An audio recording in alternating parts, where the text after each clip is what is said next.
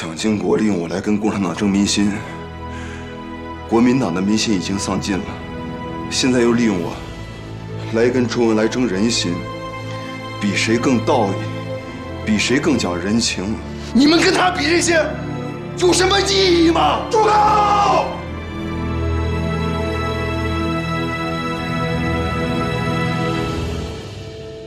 住口！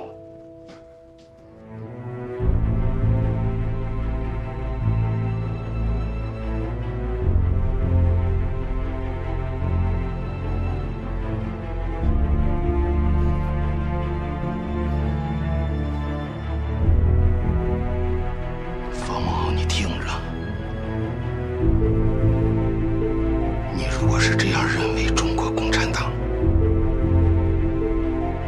是这样认识周副主席，你现在就可以退党。反正你从来没有为共产党干过一件事情，就当崔荣实同志没有发展过。想干什么你就干什么去。那就把崔荣实给我找回来！我要退党，我也是跟他一个人说。你有本事你把他找回来啊！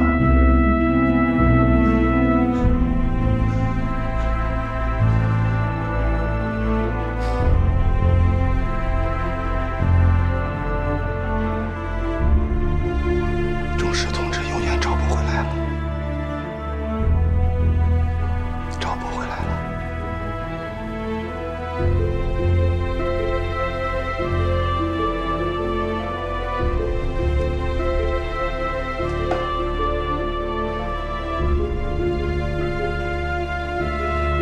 你想干什么？我决定不了。蒋经国亲自写了推荐信，我们没有理由阻拦。你自己不愿意去，你在空军也待不下去了。不知道这些你都考虑过没有？我没考虑那么多。我知道自己能在北平待下去，我能在国民党空军待下去。美国已经通过新的援华法案了，新的法案的实施者是美国人。第一批援助的军用物资就是送给华北战区的，明天就会到塘沽口。你怎么得到的消息？陈纳德负责这次飞行任务，他把原来的航空运输队解散了，成立新的航空运输队。他给我打过电话，让我负责华北战区的运输任务。你答应了？我说我在考虑。姑父，8月12号翻脸之前的那个晚上，我问过你，我说如果大战开始了，周副主席和毛主席会不会同意我给傅作义的军队运输物资？你说他们肯定会同意的。现在东北已经战胜了，就算周副主席、毛主席他们已经有办法把傅作义的军队稳定在这里，也让我参加吧。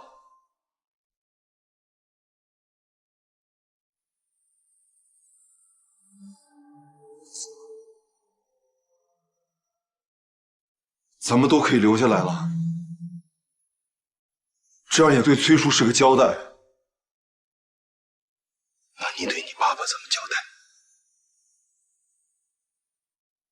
我得留下来陪陪他了。10年了，我得陪陪他了，我得陪陪这个家了。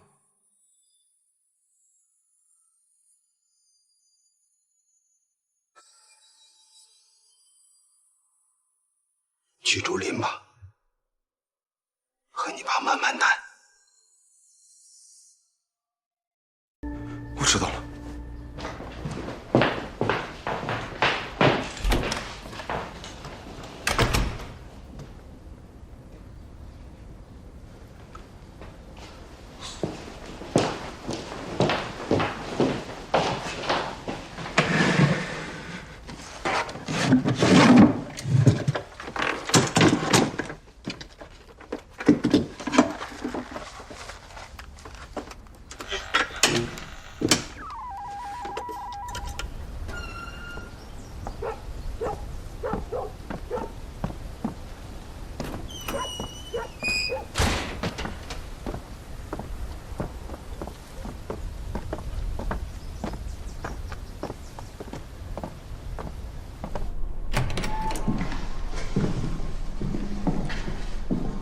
柯达同志，请。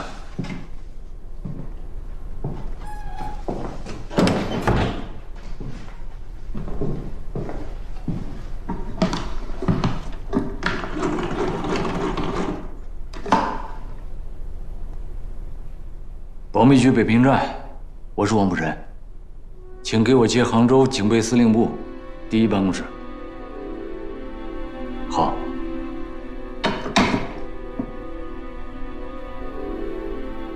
这是剑锋同志对方大队长最后的处理意见。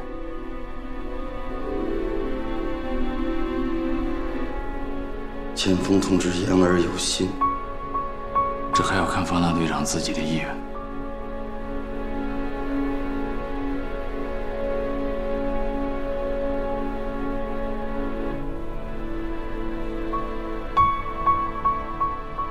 这部电话是平时和剑锋同志联系用的。是啊，已经停了。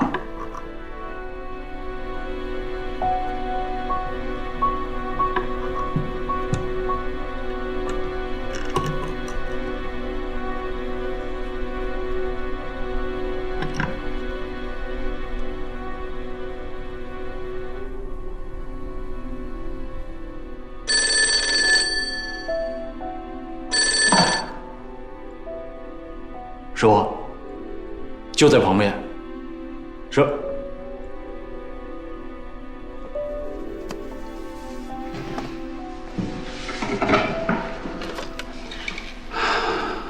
喂，是柯达同志吗？剑锋同志，我是曾柯达，您还好吗？柯达，我们失败了。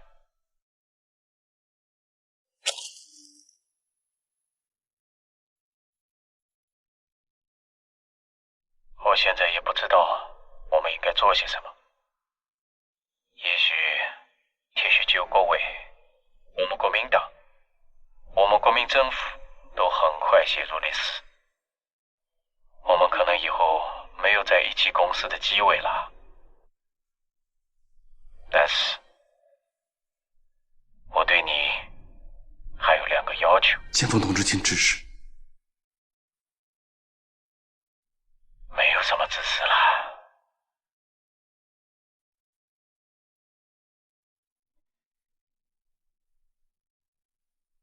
我对你的2个希望就是，你要守纪律，要多保重。你到南京复职，我们就不要再见面了。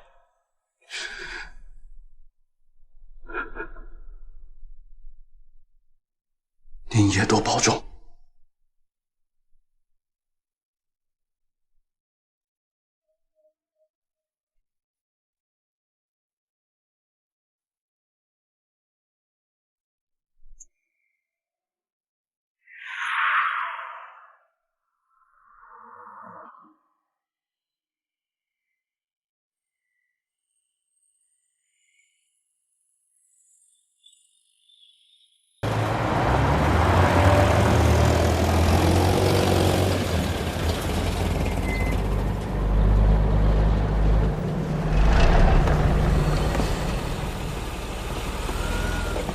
你们先过去。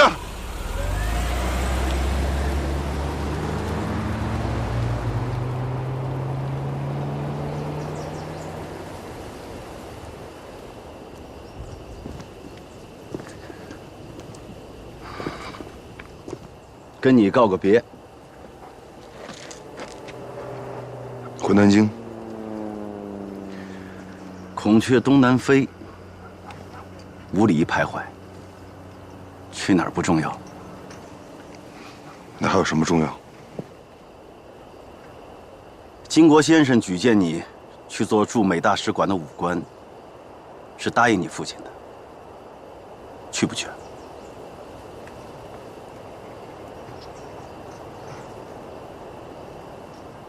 想问你几句话，这里也没有第3个人。你要是愿意，就回答我。请问吧。我抓过你，审过你，我们一起又共过事。你对我这个人怎么看？我的看法重要吗？对我很重要。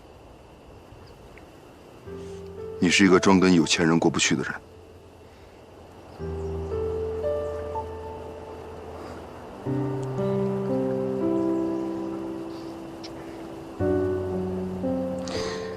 那你对金国先生怎么看？他只是个孝子。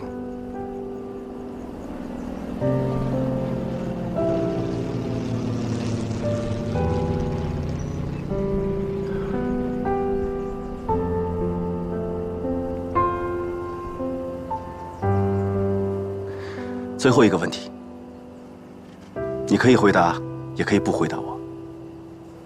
可以回答。7月6号，在南京特种刑事法庭，我问你，你是不是共产党？当时你回答我，你就是共产党。今天我再这样问你，你还会这样回答我吗？只要你这样问，我还会这样答。你是不是共产党？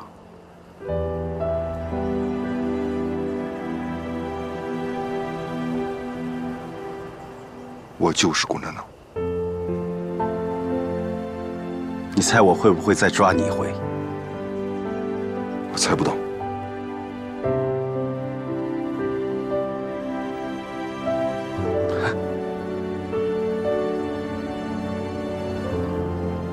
再见。保重。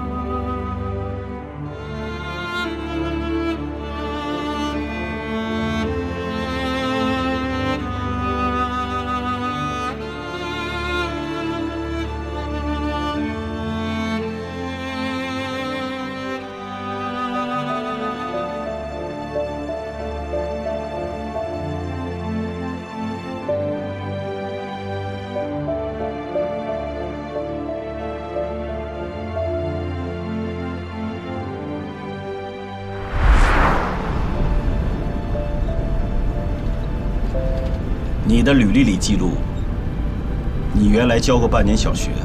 是，那还是高中刚毕业的时候。预备干部局解散了，你还是回去教书吧。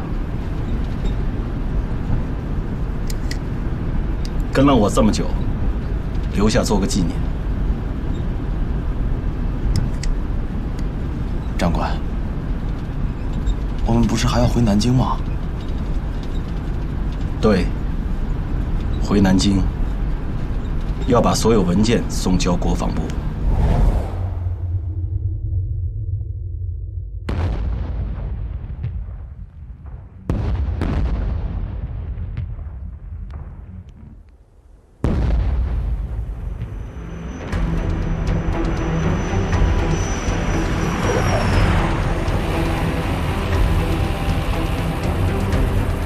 1948年12月13日，东北野战军占领了北平城外的宛平、丰台。12月14日，进至北平香山，直逼南苑机场。傅作义北平守军南撤之路被彻底阻断。1948年12月15日，蒋介石派徐永昌飞赴北平与傅作义紧急密商。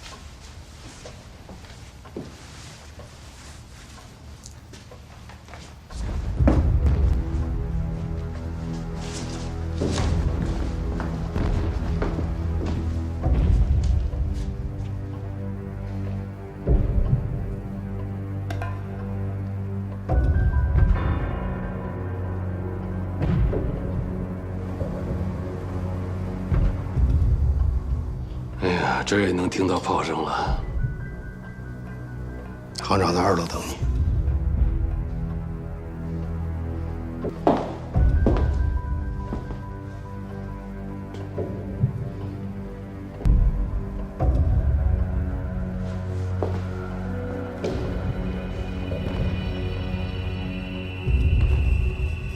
北平战事危急，徐永昌部长正在跟副总司令紧急商谈。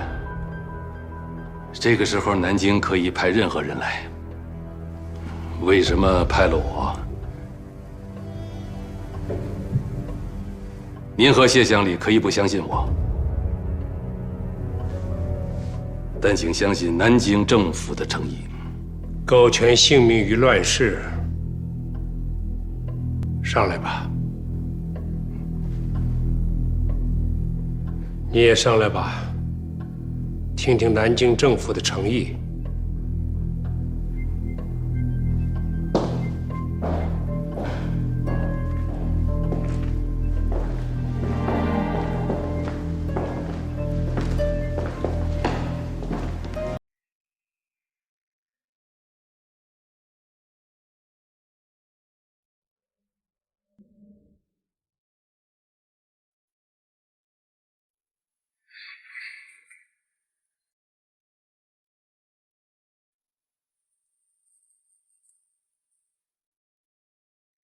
中央银行台北分行经理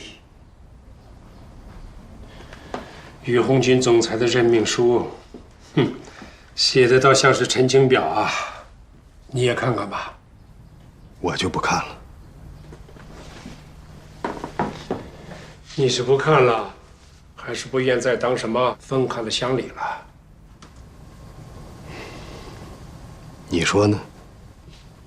我也不会再去当台北分行的经理，只是有个问题好奇，想请教一下徐主任。方行长，请讲。我们之间的纠葛就不说了，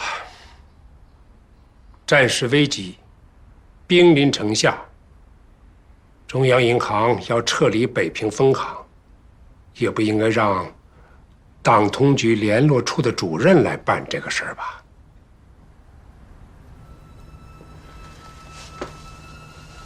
这个应该回答方行长。正因为北平战事危急，南京专门成立了北平重要人物和重要机关撤离委员会。我在党通局负责的就是全国的联络工作，就在北平工作过一段时间，熟悉情况，因此安排任委员。主要任务呢，就是帮助北平分行撤离。怎么撤离啊？是就我们这几个人，还是连这座房子都搬走啊？安排方行长任台北分行经理。北平分行的家底，就是台北分行的基础。我们几个人呐，可办不起什么台北分行。当然也包括北平分行储备的国帑了。这就是了。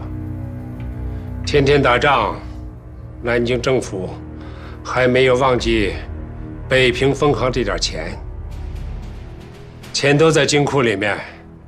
徐主任打算怎么把它运走啊？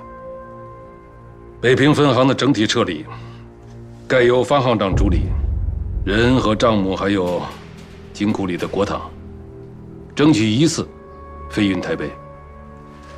我只是负责协助。我刚才说过了，我不会再当什么台北分行的经理。请徐主任再回一趟南京，让中央银行新派一个北平分行行长来，交接完了以后，他愿意怎么撤离就怎么撤离。这个我可办不到。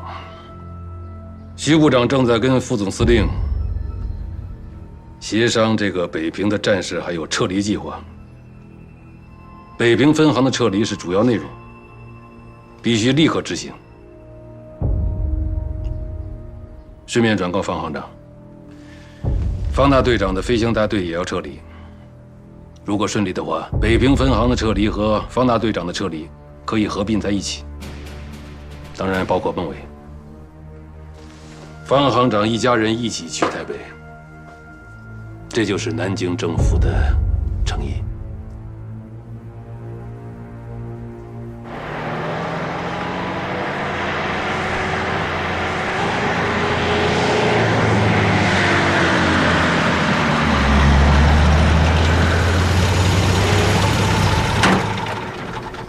大哥，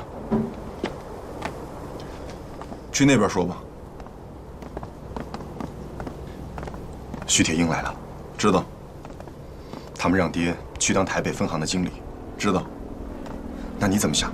你想去吗？我不去。那就不去。可是徐永昌带来了蒋介石的手令，现在家里、银行、金库全派了兵，徐铁英和王卜臣就盯在那儿。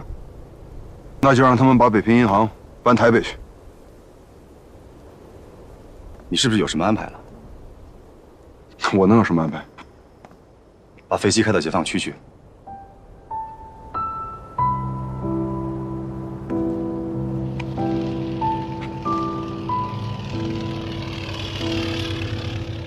你是共产党，你来策反我了。大哥，我们两个谁是共产党？你心里明白，我心里也明白。你明白什么？没有任何人告诉我，但我心里明白，崔叔是共产党，姑父是共产党，你也是共产党。只是我不明白，他们为什么还让你开飞机，为什么还让姑父留在北平分行？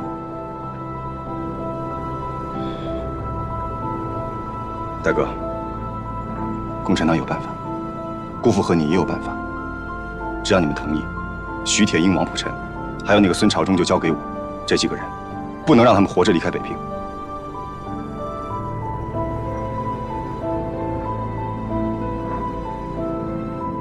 莫伟，这个家都听爸的，爸听姑父的，你愿不愿意听我的？我听大哥的。好，刚才讲的话，不要再跟第二个人讲。你下面该做什么，我会去找你。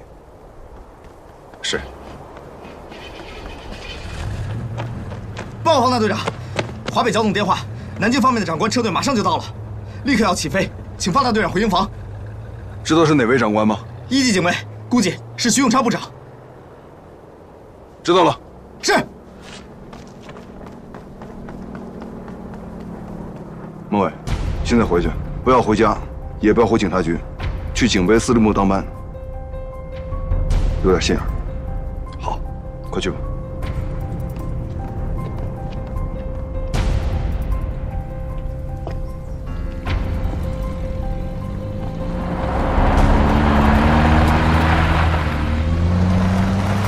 停车！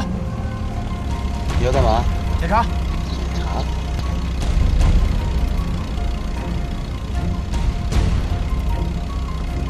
走吧。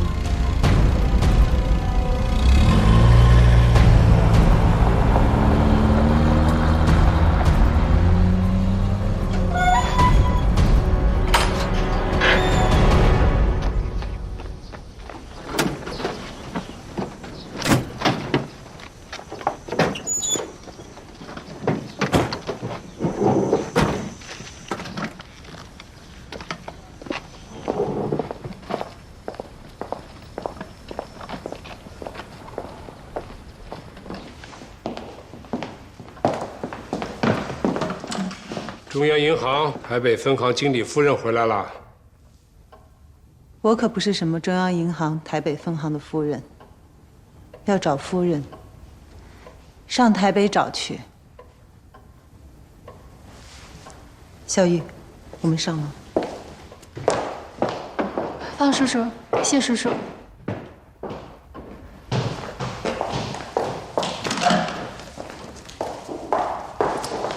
咱俩继续把话谈完吧。好。假如我说的是假如，你是共产党，而且是能给周恩来出主意的共产党。你知道了，国民党要我把北平分行金库的钱全部带走，包括那些烂账，你会给贵党周副主席提什么样的建议啊？我不会提任何建议。那你是想黄河楼上看帆船？真是共产党，我谢陪同黄河楼上看帆船，周恩来也不会黄河楼上看帆船。因为帆的船是共产党的船，战局现在已经十分明了，共产党迟早要进入北平。第一件事就是要面对北平200万民众的饥寒，当家防止柴米贵。周恩来不许听任何人的建议，也知道北平分行金库这些钱对他有何等重要。那你说，我怎么样才能不把这些钱运走啊？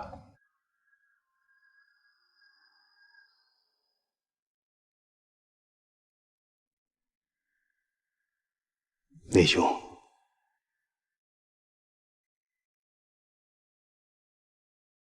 我追求自己的信仰，愿为我追求的信仰去奋斗。我瞒了你20年，你怪不怪我？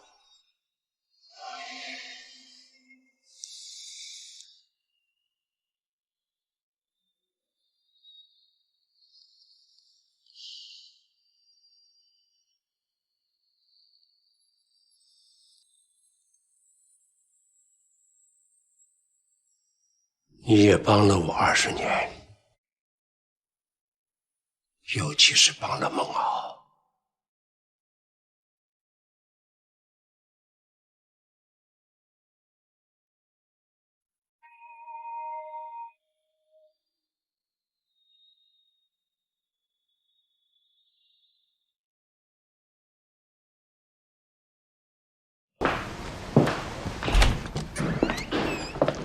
小李，来，过来，过来。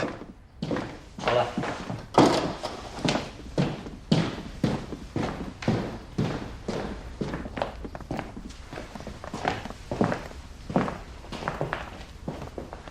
行长，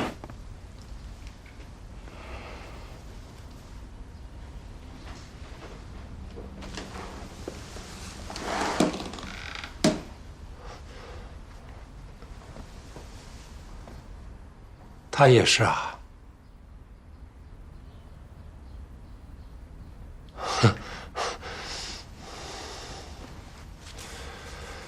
你说，在我们这个家里，还有谁是啊？没有了。啊！你们说吧。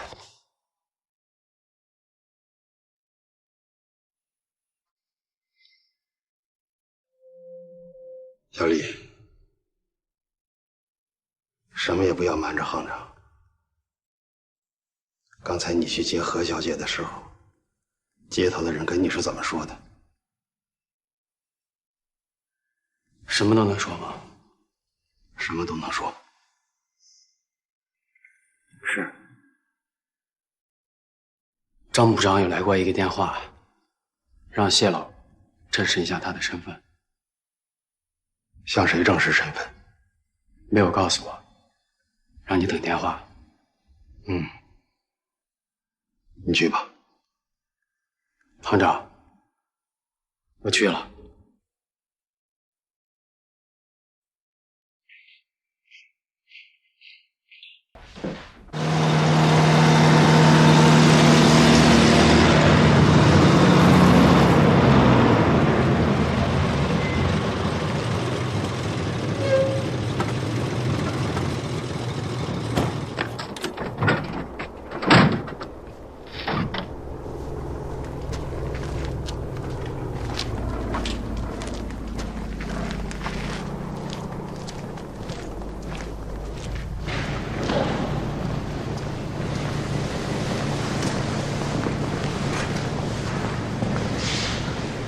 坐吧。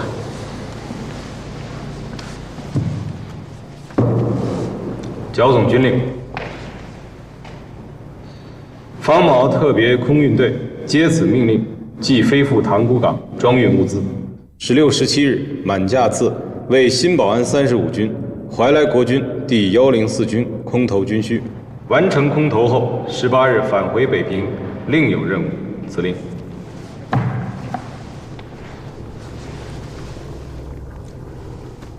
具体任务由剿总作战处详细介绍。你们见过吗？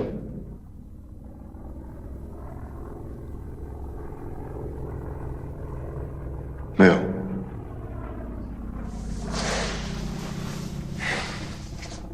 自己介绍一下吧。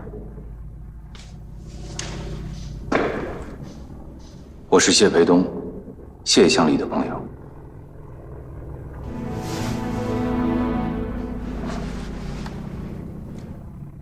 你们谈。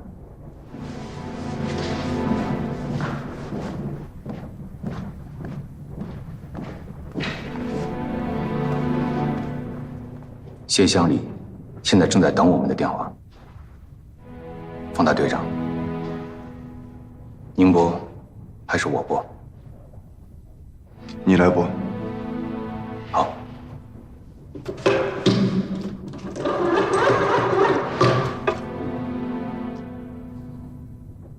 给我接北平分行方行长办公室。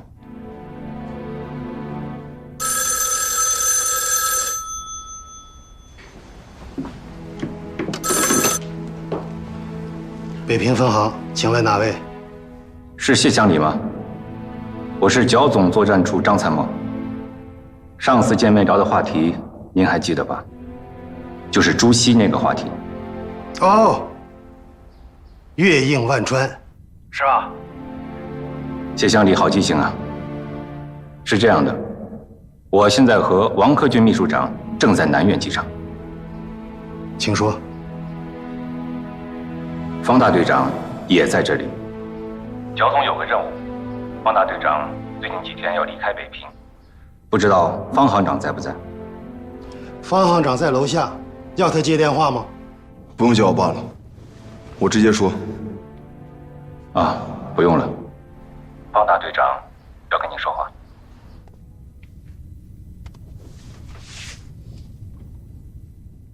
姑父，我们这几天有飞行任务，可能几天回不了家。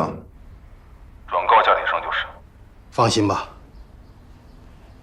那你就去执行剿总的任务吧。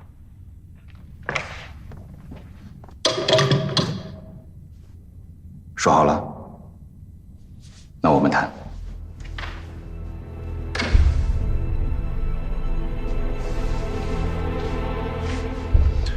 跟谁说好了？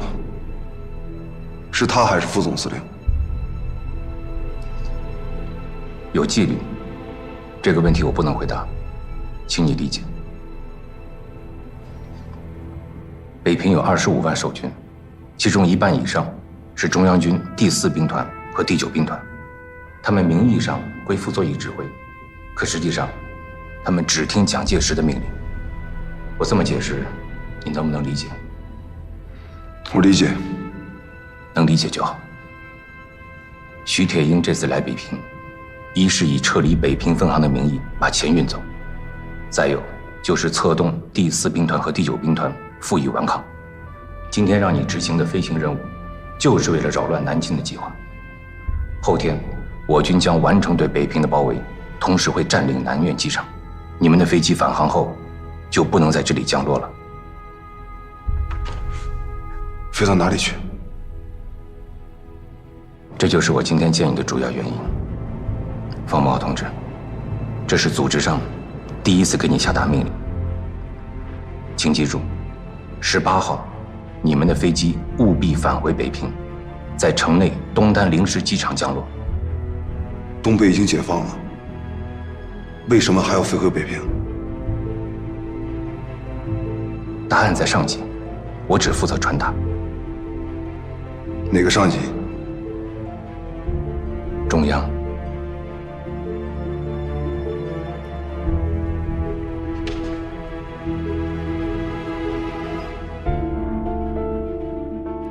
1948年12月17日，东北野战军城隍兵团进占门头沟、石景山、万寿寺，逼近北平西直门、德胜门，从北面、西面包围了北平。萧劲光兵团进占廊坊、武清，并夺取了南苑机场，从东面、南面包围北平。傅作义25万大军退守北平，誓言据城死守。特飞大队呼叫，特飞大队呼叫，收到回答，收到回答。收到，报告你们的方位，报告你们的方位。我们已在北平上空，请求降落。特飞大队，同意你们降落，请注意降落方位。收到，请指示降落地点。特飞大队请注意，降落点为东单临时机场，跑道长为600米，宽为50米，由南向北。参照物为东南3层楼群，请你们自己掌握降落高度和坡度，注意共军炮火。收到。1号呼叫2号、3号，收到回答。我是2号，请讲。3号收到。1号请指示，降落点长度600米，宽50米，降落难度大。我率先降落，请注意观察我降落的高度和坡度，注意保持间距。2号明白。3号明白。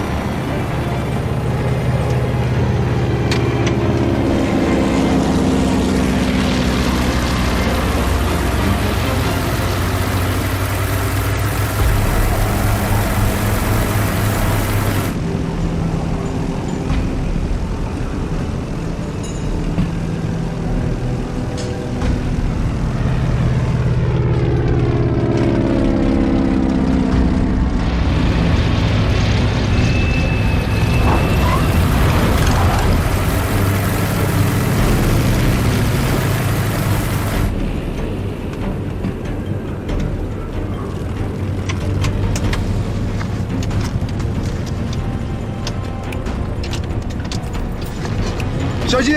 是。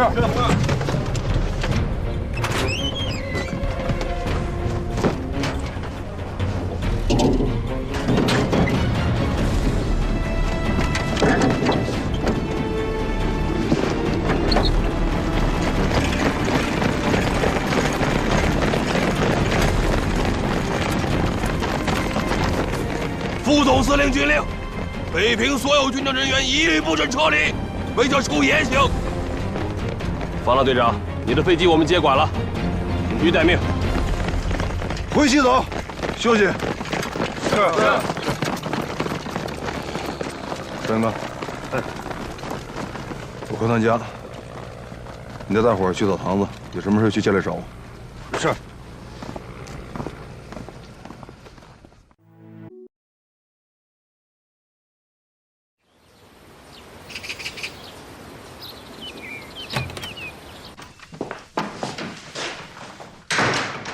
合适吗？合适。这是你诚意啊！熬了好几个晚上给你赶出来的。坐吧。现在连拉洋车卖香烟的都知道，国民党要败了，共产党要得天下了。可有几个人真的知道，国民党为什么会败，共产党为什么会胜？我给他们干了20多年的银行，我知道。中国几千年贫富不均的病根不除，西方的那套金融经济只能是火上浇油。我也不会再为国民党去台北搞什么银行，我学的那一套，共产党也用不上。我还能干什么？好在无锡老家那几10亩的田，去年叫族人给卖了，攒的那些个钱也都买成了金圆券。在乡下，在城里，我都不算是剥削阶级了。我都想好了，北平战役打完，我就和你成一回无锡老家，教个中学、小学，总还可以。现在最放心不下的，就剩下我那个小儿子了。孟伟从小听话，给他安排过3青团，把国民党中央党部都干过。现在想为共产党做事，也已经晚了。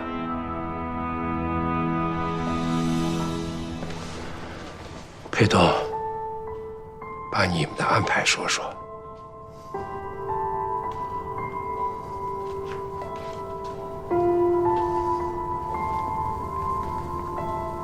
上级已经同意了，这几天就让孟伟和你崔婶2个孩子一起去香港。为什么一定要去香港？我在中央银行干了20年，瞒了你爸20年，也瞒了国民党20年。之所以能瞒这么久，是因为我们准备瞒一辈子。历史是人写的，可有很多人写不进历史。就像你崔叔和我，北平解放了，全中国都解放了，我们的身份可能还不能暴露，要一直瞒下去。你崔叔的身份不能暴露，你崔婶和2个孩子，不管是在北平或是在上海的生活，都无法安排。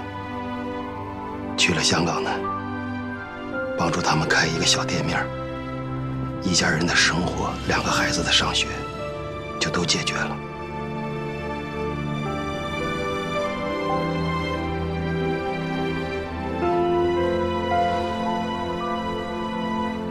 你爸帮了我20年，等于帮助共产党20年。你爸提出一个要求，让孟伟去香港上大学，于公于私，我都无法拒绝。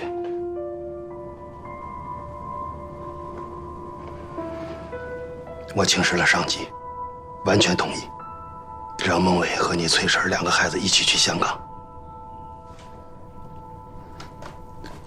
孟伟他自己愿意吗？还没跟他说，想让你跟他说。我怎么说？孟伟是个重感情的人，对崔叔的感情也很深。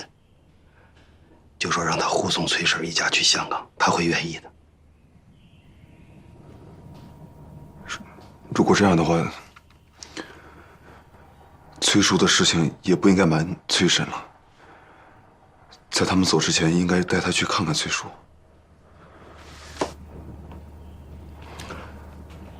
去吧。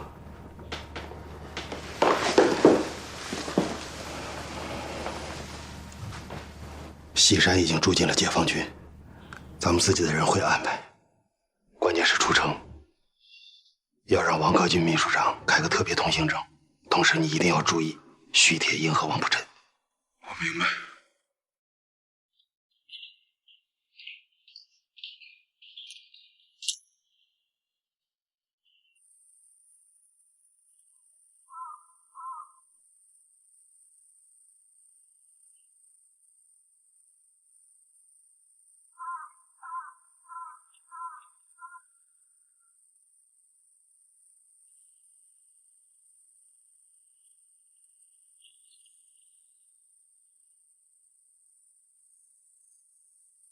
上去吧，我在这儿等，路上小心啊。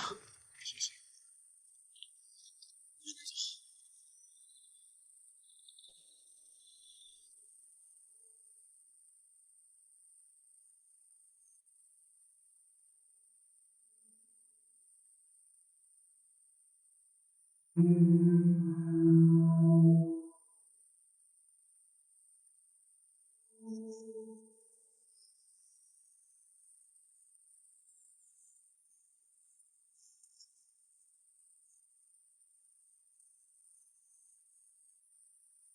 就这儿了。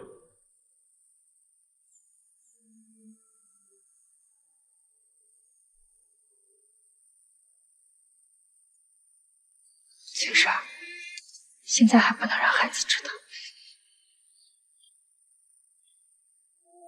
不凶他。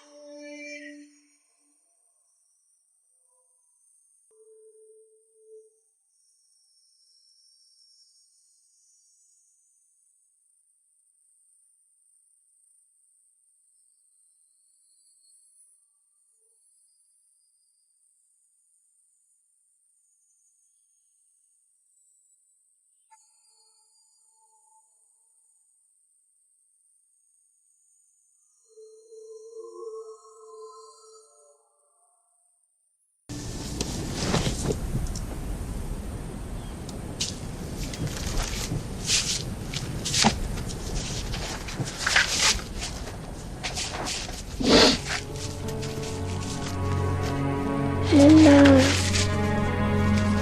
这是谁？把龙离进去。去把姑姑叫来。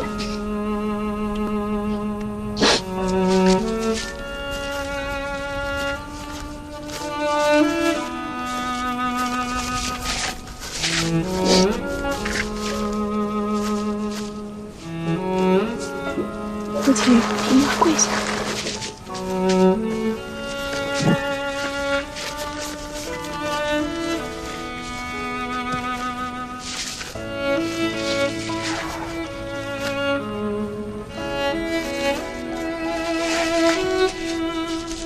你在这照顾去。梦梦，跟我来。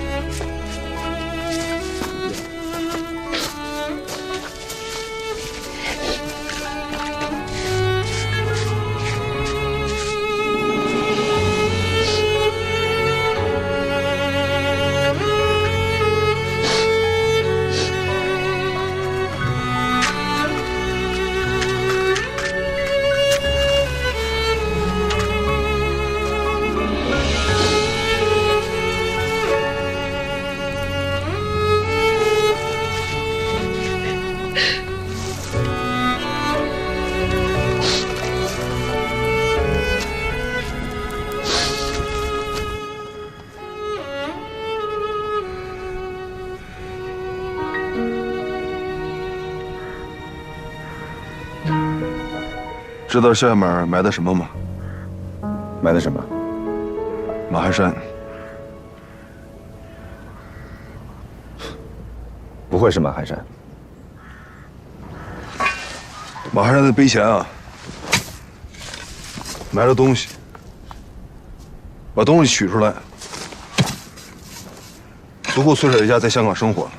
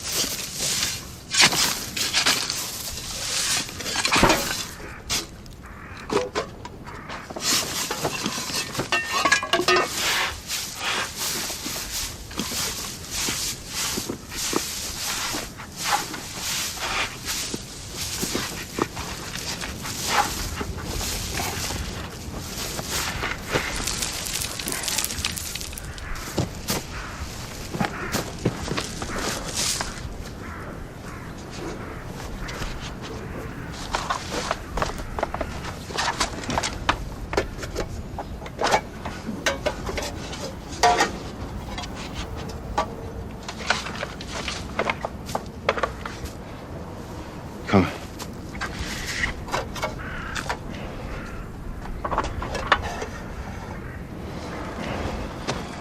知道马鞍山为什么把这些给崔婶吗？因为你放过他一马。也不全是。莫伟，我问你，如果咱们不是出生在这样的一个家庭里，当年要是在上海滩混的话，我会不会变成马鞍山那样的人？不会。为什么？你要变，也应该变成王亚乔那样的人。还是我弟弟了解我。哥，你说我们这些人都在干些什么？我们干的这些事都是什么事？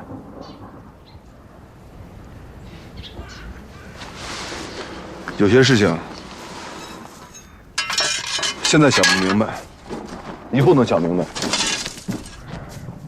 有些事情现在想不明白，以后也想不明白。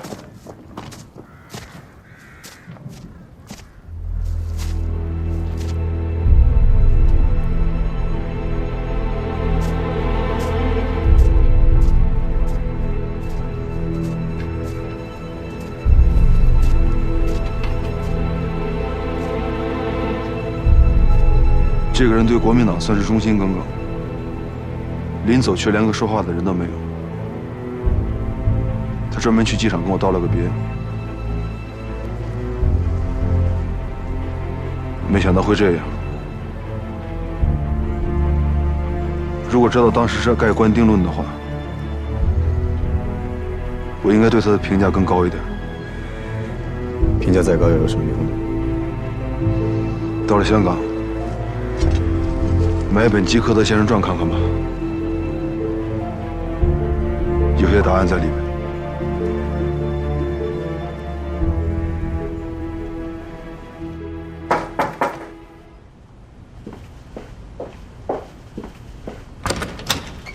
Good afternoon. Afternoon, madam. This way. Mr. Liang said you will come.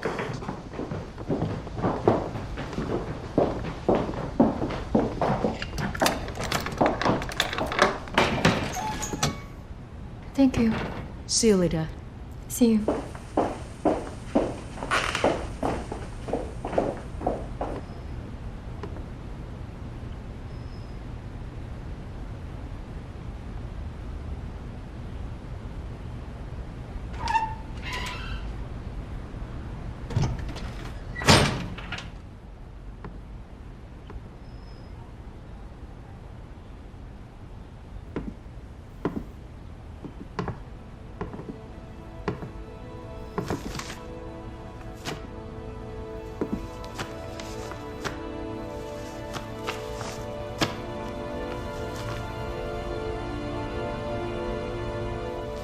看过这本书吗？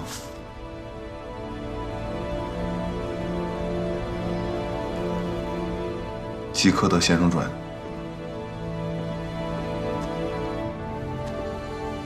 没有。里面的第3章已经被标注出来了。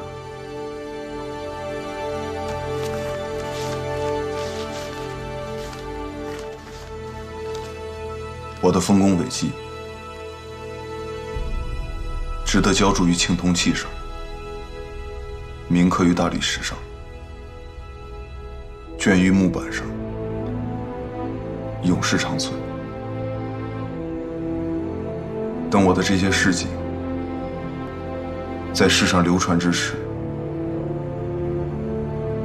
幸福之年代和幸福之世纪一起到来。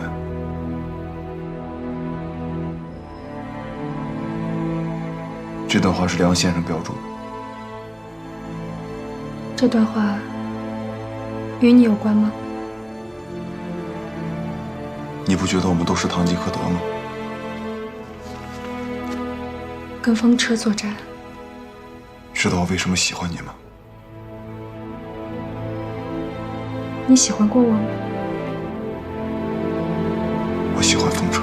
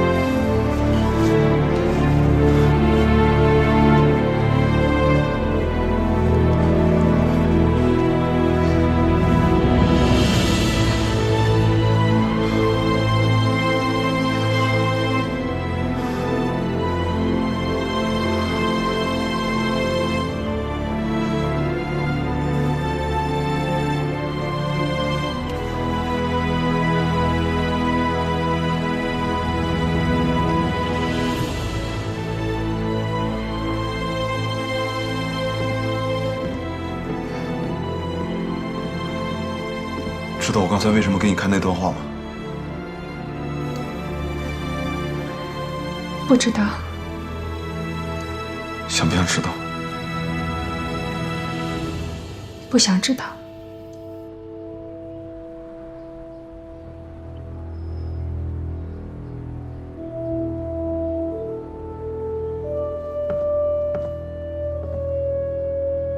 想知道，告诉我。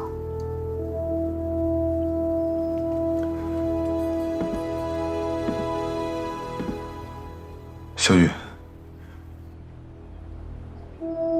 北平要解放了，中国也很快就要解放了。我做过的事情和我这个人，很快就会被人遗忘了。你怎么办？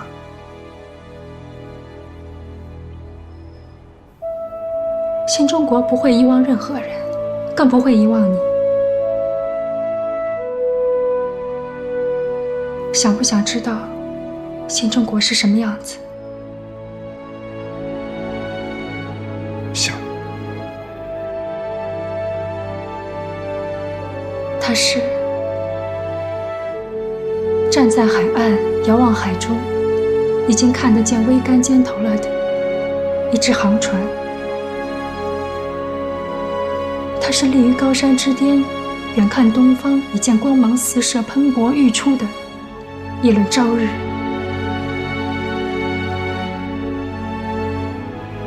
它是躁动于母腹中的快要成熟了的一个婴儿。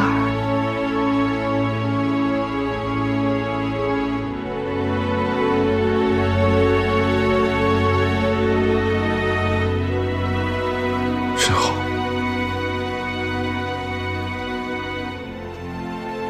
我们一起站在航船上，一起看日出。这是毛主席在井冈山上一篇文章里提到的一句话：历史是由人写的，但很多人不会被写到历史里去。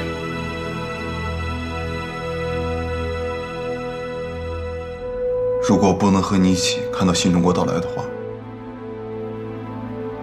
你还会等我吗？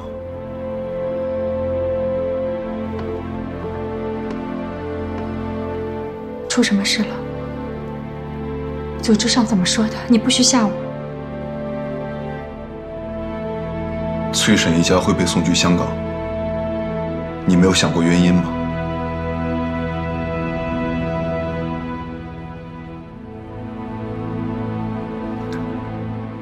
这意思就是，解放以后，崔叔的身份还是不能被暴露，姑父的身份还要一直隐瞒下去，很多人的身份还要继续隐瞒。原因只有一个：北平分行会被送到台北去，北平分行里所有的钱和一部分人都要被飞机运走。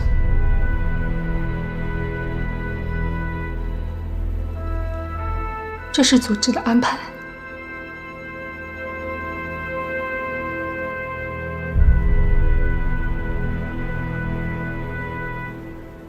为什么会这样？北平会和平解放。和平解放，他们也不应该走啊。和平解放是需要条件的。其实傅作义早就和我们秘密和谈，他顾及的是蒋介石的第4兵团和第9兵团。北平所有的物资、黄金、飞机，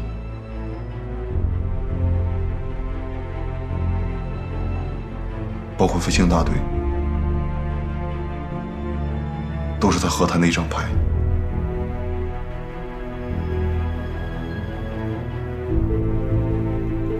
你愿意吗？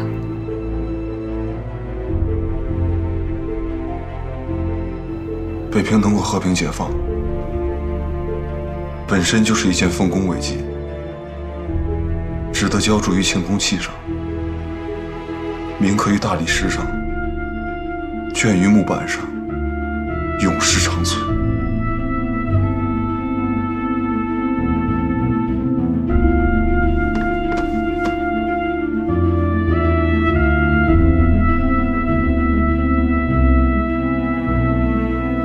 真要是这样，我跟你一起走。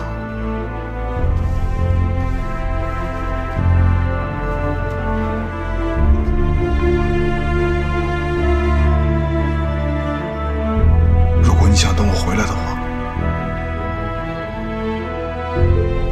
就在北平等我。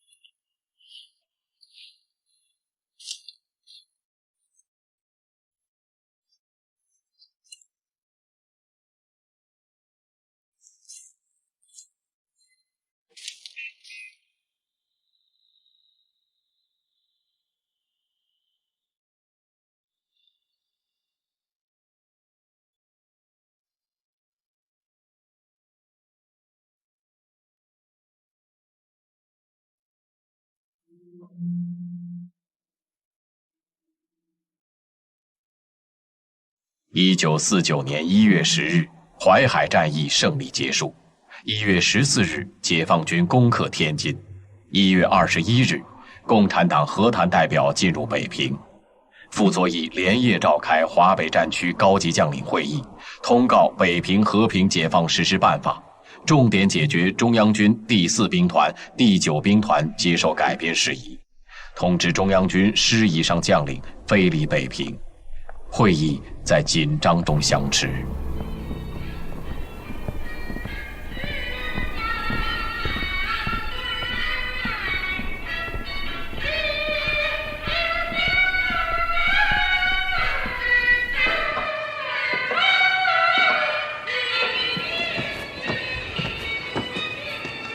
这位是解放军的刘部长，方某，国军王牌飞行员，特运大队大队长，方行长的儿子。我知道，抗战英雄。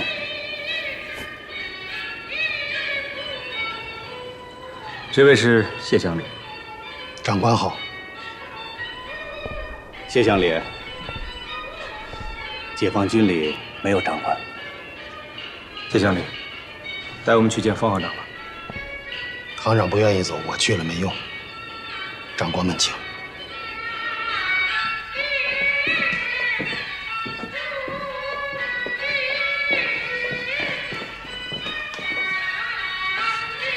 解放军的刘部长，党通局徐铁英主任。幸会，幸会。倡导和平，全国同声响应。击弭战消兵，解人民倒悬1万亿。愿同心一德，一致协力，促成永久之和平。蒋总统的下野文告徐主任这么快就会背了，惭愧。我们一块上去见方行长吧。该说的我都说过了，你们畅谈，我在此恭候。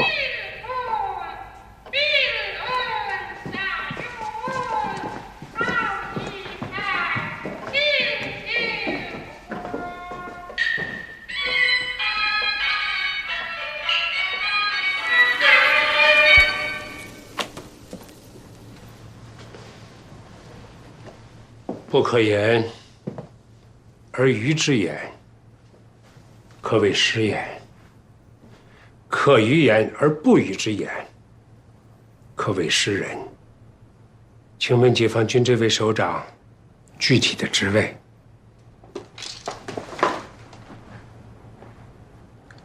我在华北成工部和敌工部负责。石敬，有几个问题想请教。请讲。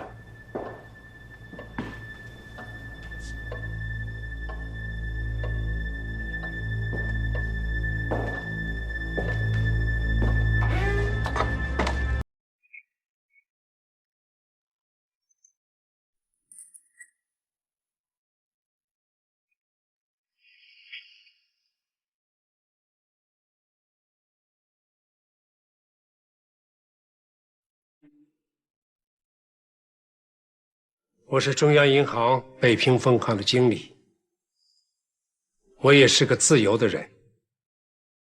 现在看来，我想自由竟不可能。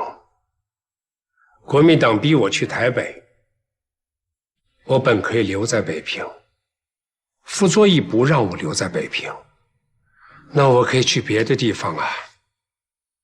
现在共产党又劝我去台北。中国再大，就没有我的容身之地了。大道理，王秘书长已经跟我说过了。明天你们就要宣布北平和平解放实施办法。北平能够不死伤一人，不损伤一砖一瓦，谁想阻拦，谁就是罪人。可是我想不明白。我不愿意去台北，怎么也成了罪人？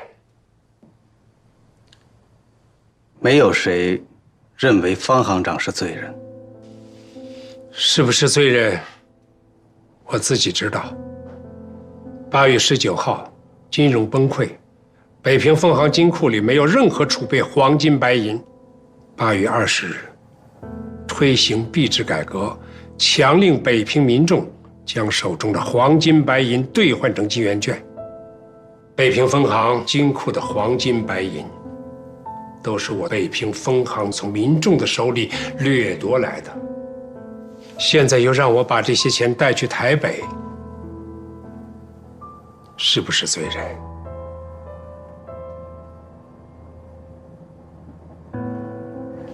我调一句书带，不知道方行长愿不愿意听？愿听高见。昔者下衮作3任之臣，诸侯备之，海外有侥幸。欲治天下之叛也，乃坏城平池，散财物，焚兵甲，失之以德，四海宾服，孰云其罪？出自《淮南子·袁道训》，是不是？方行长好学问呐！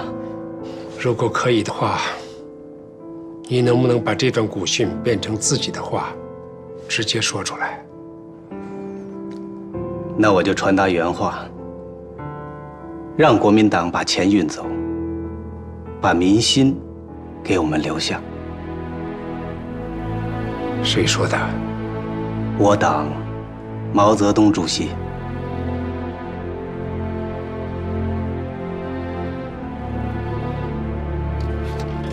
根据关于和平解放北平问题的协议，中共中央同意国民党驻北平军政人员去留自由，中央军第4兵团、第9兵团师以上将官可以飞离北平，绝不阻拦。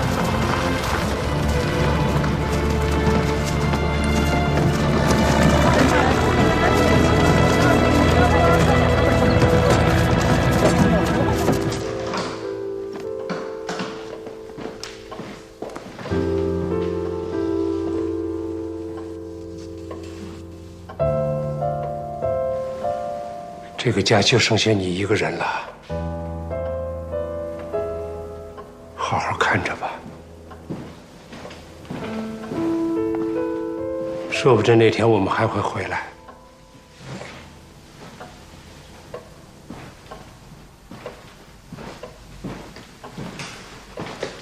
小云，把你想好的话跟姑爹说吧。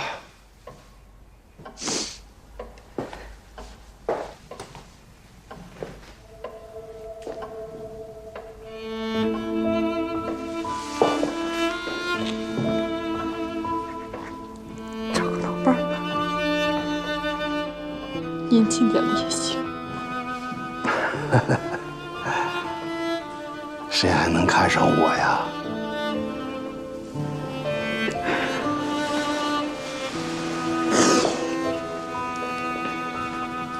已经都跟你说好了，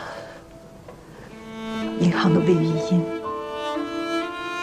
人家愿意。人不错，看缘分吧。让孟豪也说几句吧。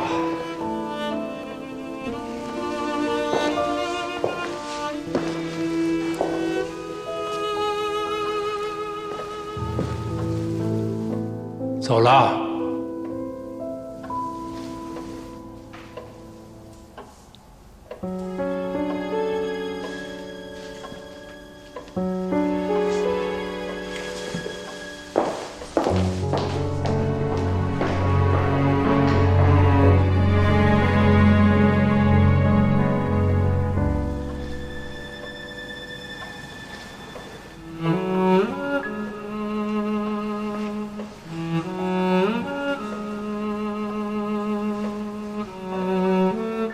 小玉，过来。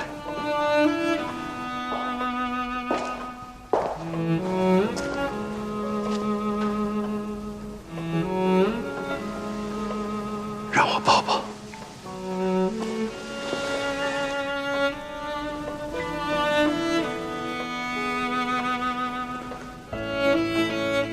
你爸来电报了，他希望你和孟敖走。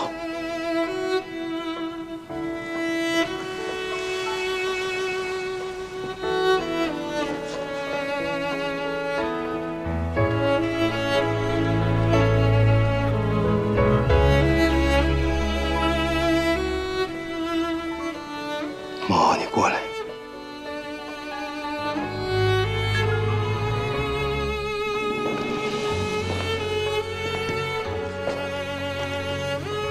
好好待他，不许耍混，听见没有？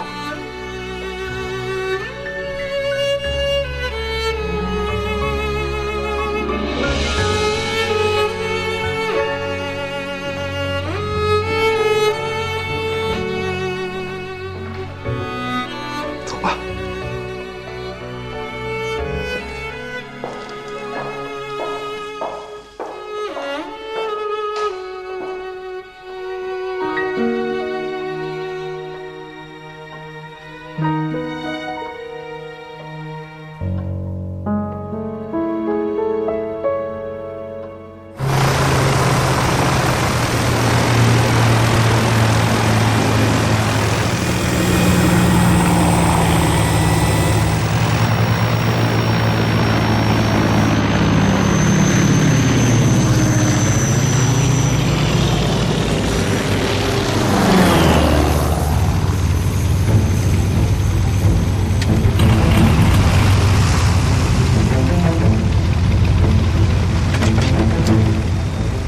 王队长，